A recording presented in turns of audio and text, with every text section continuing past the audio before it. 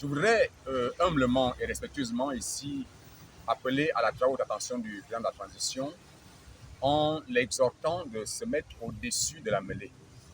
Au-dessus de la mêlée parce que le président de la transition ou le président de la République reste le dernier rempart. Lorsqu'un différend de travail commence en entreprise, ça peut affecter, n'est-ce pas, les relations entre le gouvernement et les travailleurs. Et lorsque ces relations sont tendues, le rempart qui reste, c'est le président de la transition, c'est le président de la République. C'est pour cette raison nous n'avons pas souhaité qu'il intervienne si tôt. Je crois que ça reste de l'apanage du gouvernement et que le gouvernement prenne ses dispositions pour examiner la revendication. Nous pensons bien que la revendication du Synthé Plus et d'ailleurs des autres syndicats, de la SCG, repose sur une norme qui est la convention collective. La convention collective est reconnue par le Code du travail. C'est-à-dire que ce sont les textes subséquents après le Code du travail. Ce sont les lois internes qui ont été signées par les partis afin de reconnaître que la production devrait en découler d'une motivation.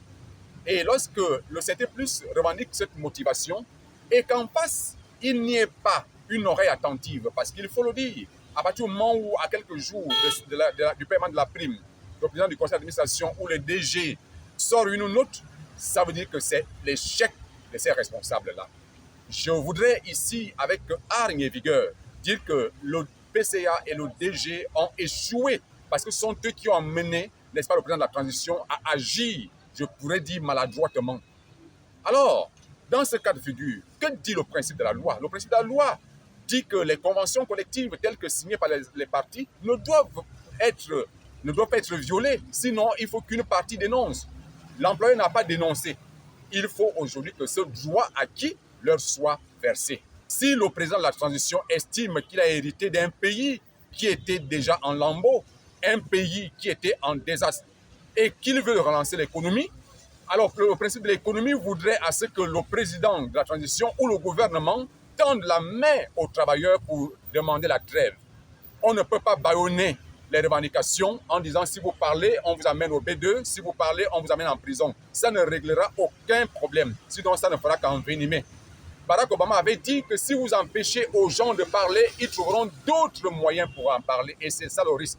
Le risque, c'est que les travailleurs trouvent d'autres moyens pour en parler. Nous pensons qu'on peut encore attraper les choses.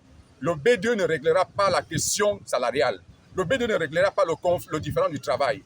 Il est question qu'on remette sur la table le principe du dialogue. Donc, aux plus hautes autorités, que les camarades qui sont auditionnés aujourd'hui, que le président de la transition sache que ce n'est pas là-bas. Le principe de la discussion, c'est sur la table de négociation. Il faut que les deux parties, l'employeur et les travailleurs, se retrouvent et que leurs droits soient payés. Si ça n'a pas été payé maintenant, que l'employeur se prononce à quand ce droit doit être payé. Et si tant est que ce droit ne peut plus être payé, alors pour les mois à venir ou l'année prochaine, qu'il y ait une dénonciation de cette convention afin qu'on sache que l'une des parties a dénoncé la convention. Voilà le principe légal. Il est hors de question que nous puissions assister, n'est-ce pas, à ces situations qui, d'une manière ou d'une autre, ont des conséquences. Parce que si jamais les vies de ces derniers, n'est-ce pas, sont mises en mal, que va dire l'autorité?